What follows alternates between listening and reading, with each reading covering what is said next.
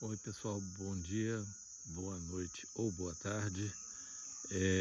Estou aqui de novo, né, depois do recesso da semana passada, que eu deliberadamente não postei nenhum vídeo por causa do filme que vocês tinham para assistir, né? Você se lembra, eu tinha comprometido e sugerido que vocês assistissem o filme Oleana, do David Mamet, e esse videozinho de hoje é para comentar este filme, né? Eu espero que vocês tenham atendido a recomendação e assistido.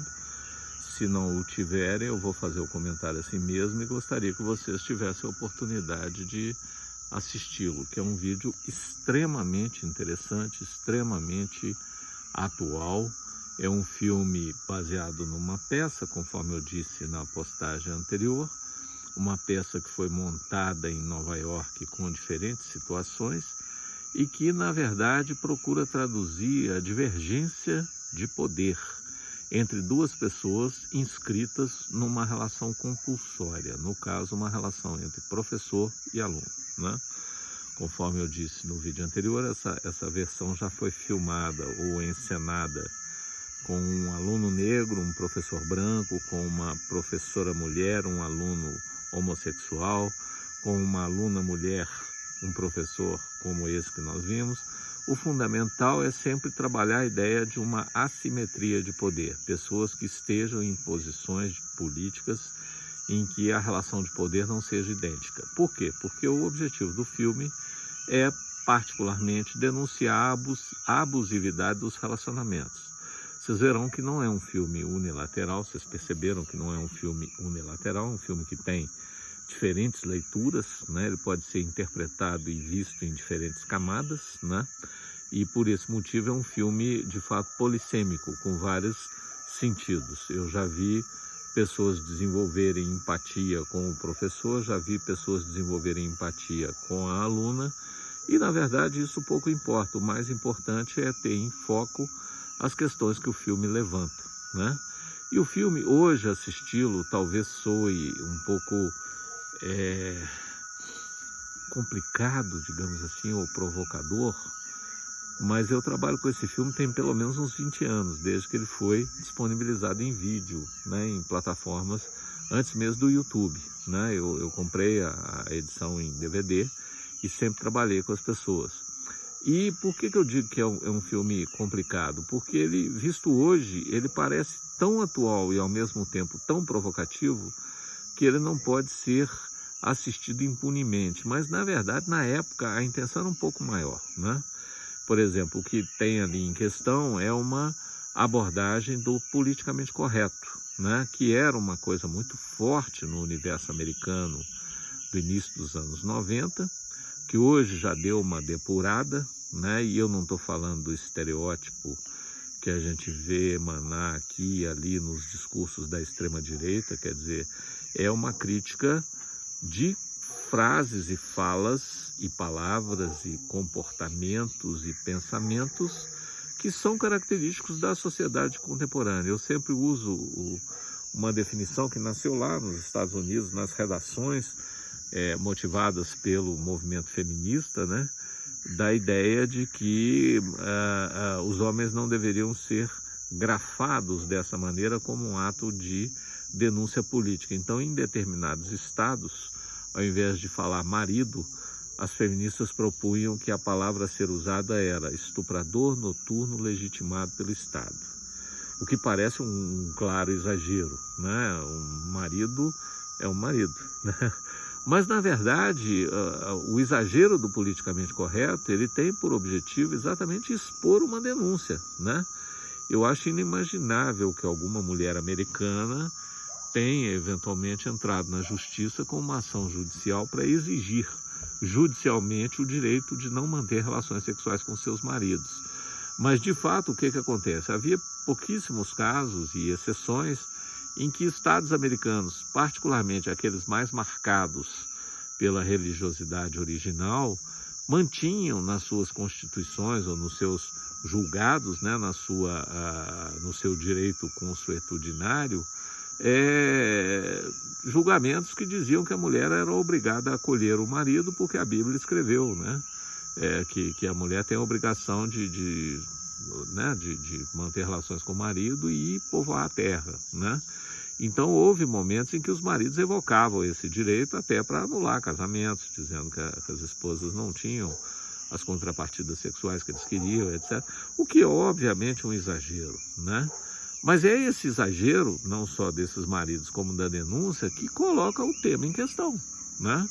Um tema que é muito mais atual do que parece, né? Vocês sabem que hoje, pela legislação e pelo que tem sido consagrado na prática, nem sempre as vítimas vão ao sistema de justiça requerer os seus direitos, mas qualquer relação consensual não consentida é estupro, inclusive entre marido e esposa. Ah, mas eu já mantive relações com ela centenas de vezes, nós somos marido e esposa. Naquele dia, a esposa não queria, ou o marido não queria, né? E naquele dia foi um estupro, né? A pessoa estava inconsciente, a pessoa estava embriagada, houve ali o uso de um artifício para obter um resultado. Isso tudo faz parte do que hoje se pratica no direito, que é uma definição muito, digamos assim, muito sensível da noção de estupro. E nesse sentido, o que era aparentemente uma caricatura vai se tornando uma agenda política. E é óbvio que é uma agenda importante, é uma agenda pertinente, é uma agenda que precisa ser considerada. E me parece que essa é a questão do filme. No filme, a questão do estupro, na verdade, é também um exagero. Eu acho que a própria estudante, a Carol, quando ela fala que apresentou a acusação de estupro, você vê que ela fala sem muita convicção. Na verdade, ela diz que poderá vir a acioná-lo porque você pressionou seu corpo contra o meu, etc, etc. Mas, no fundo, o objetivo é o mesmo, é um pouco mostrar que numa relação entre iguais, a força física não é um argumento para constranger uma pessoa a um comportamento que ela não desejava, né? Então, desse ponto de vista, o filme todo é uma investigação sobre essa questão das relações de poder confrontadas com percepções pessoais e subjetivas. Daí a força do filme. É um filme que tem dois personagens, vocês assistiram, a aluna e o professor. Todo o resto que aparece ali é quase que... Tem um terceiro personagem que é o telefone, né? Assim, na verdade, tanto a esposa dele quanto o advogado e as pessoas com quem ele conversa ao telefone são pessoas inexpressivas do ponto de vista da narrativa. O mais importante é colocar o foco na tensão entre esses dois personagens. E o filme faz isso o tempo todo. Vocês devem ter percebido que o filme tem claramente, e essa aí também é um pouco da origem da peça, né? São 2 atos a peça. E vocês perceberam que há uma clara distinção entre os 2 atos, né? São 3 atos, na verdade. Mas entre os dois há uma clara distinção. No primeiro ato, Carol, aparece como estudante, meio descabelada, meio desorganizada, meio, né, jovem, até, né, eu particularmente, esteticamente, acho muito mais bonitinha, assim. Ela sai meio que do alojamento com a blusa meio arrastando, né? Então é um momento em que ela se apresenta como uma pessoa num grau de maturidade, de pertinência na vida muito frágil ainda, né? Uma estudante, quase uma caloura, né? No segundo momento, ela vira uma promotorinha, né? Vocês percebem que ela aparece com o cabelo preso, vestindo uma espécie de um terninho, o óculos muito mais bem alinhado, né? O composê do visual, né? Digamos assim, é bem mais comedido, né? Muito mais sério, muito mais sisudo.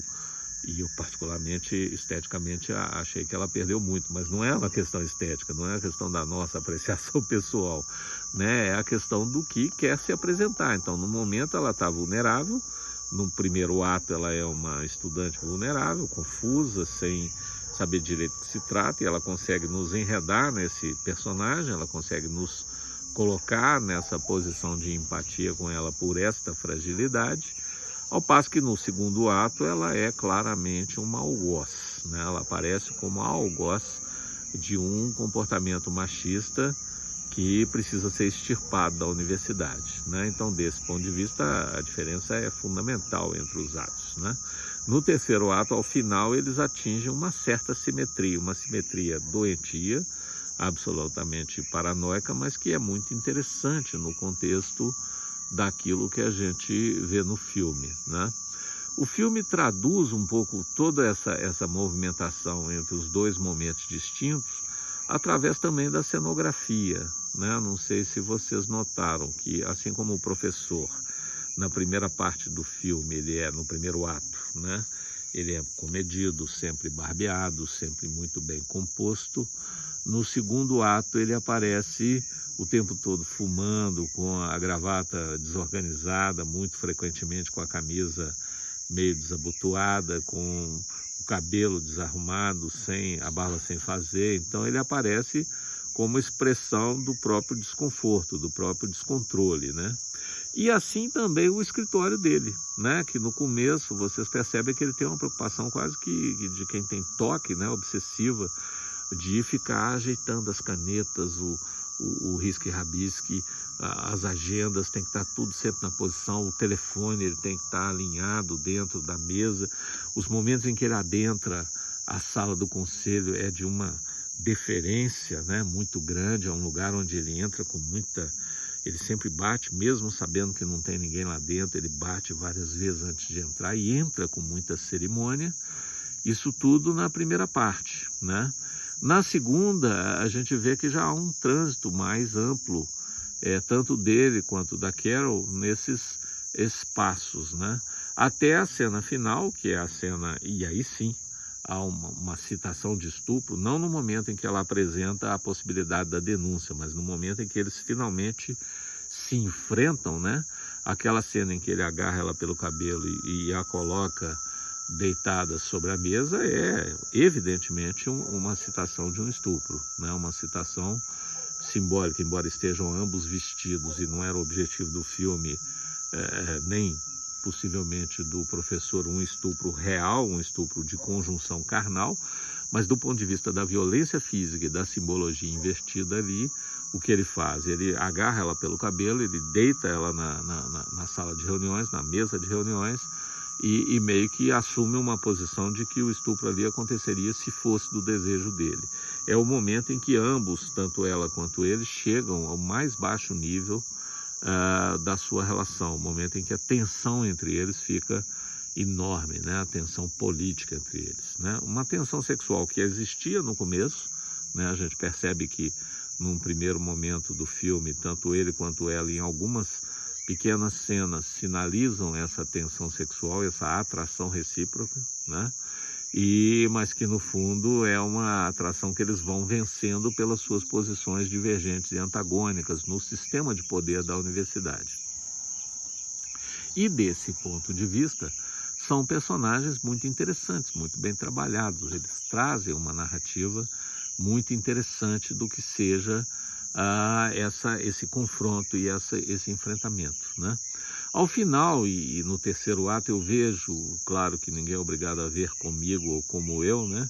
Mas eu vejo ali uma esperança, né? Na verdade, apesar de toda aquela violência que é praticada, eu observo que a moça, a Carol, né? Depois mesmo daquela violência que eu acabei de relatar e descrever, ela não sai correndo desesperada como da outra vez para pedir socorro para as pessoas. Ela se senta na poltrona, meio que desolada. Ele, com a cadeira que ele ia bater nela, ele coloca no chão e se senta sobre ela e ficam ambos desolados. Ela fala, oh meu Deus, ele é alguma coisa assim, oh my God, ele é realmente algo muito terrível nós fizemos aqui, né? O que eles fizeram? Na verdade, eles se despiram de todas as regras. O enfrentamento e o embate entre eles foram levados às últimas consequências. E essas últimas consequências deixaram, ao fim e ao cabo, um homem e uma mulher nus, né? Sem posições de poder, sem argumentos e artifícios, sem nenhum tipo de possibilidade mais de êxito naquele enfrentamento que se tinha desenhado a princípio. Eu vejo, por incrível e paradoxal que possa parecer, eu vejo até uma certa nota de esperança, né? Na humanização dessas relações. Com certeza, depois daquele confronto todo, nem ele, professor, nem ela, mulher, serão mais os mesmos. E me parece que esse pode ser o saldo de todas as tensões, eventualmente, que o filme traz.